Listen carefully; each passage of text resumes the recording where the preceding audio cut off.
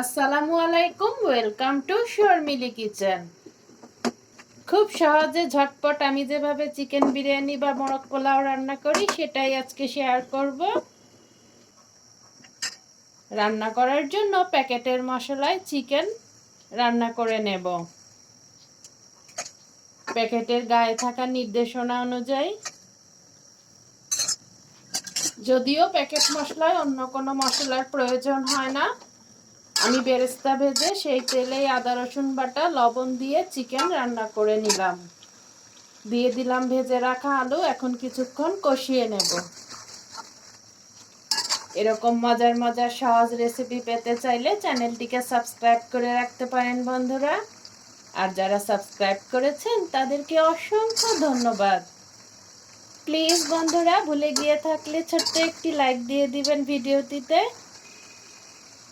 পোলাওয়ের চাল ঘি, বেরেস্তা, লবণ, আদা রসুন বাটা দিয়ে ভেজে নিচ্ছি। ভালো করে ভাজা হয়ে গেলে দিয়ে দেব ফুটন্ত গরম পানি। আমরা যেভাবে সাদা পোলাও রান্না করি ঠিক সেভাবেই রান্না করে নেব। দিয়ে দিচ্ছি ফুটন্ত গরম পানি। এখন দিয়ে দেব ছোট্ট এক প্যাকেট পাউডার দুধ এবং সামান্য পরিমাণ চিনি। লবণটা অবশ্যই চেক করে নেব, যেহেতু আমরা চিকেনেও লবণ দিয়েছি। আলুটাও সামান্য পরিমাণ লবণ দিয়েই ভেজেছি। দিয়ে দিচ্ছি দুধ এবং চিনি, দিয়ে ভালোভাবে মিক্সড করে ঢেকে দেব। চালটা ভালোভাবে ফুটিয়ে নিচ্ছি। 15 মিনিটের জন্য ঢেকে রাখবো।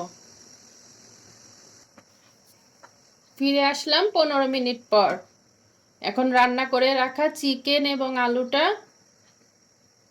রাইসের উপরে আস্তে করে ঢেলে দিব। সামান্য কিছু কিন্তু গ্রেভি আছে চিকেনের সাথে।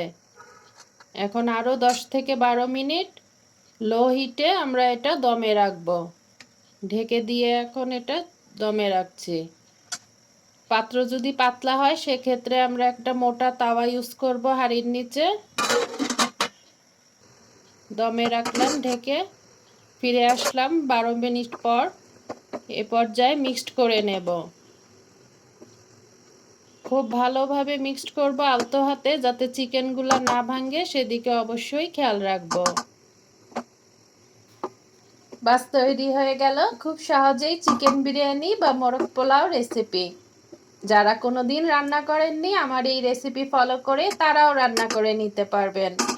আজ আসি, আবারও চলে আসবো এরকম নতুন কোনো মজার রেসিপি নিয়ে। আপনারা সবাই ভালো থাকুন, সুস্থ থাকুন, আমার জন্য দোয়া করবেন। আল্লাহ হাফেজ। আসসালামু আলাইকুম।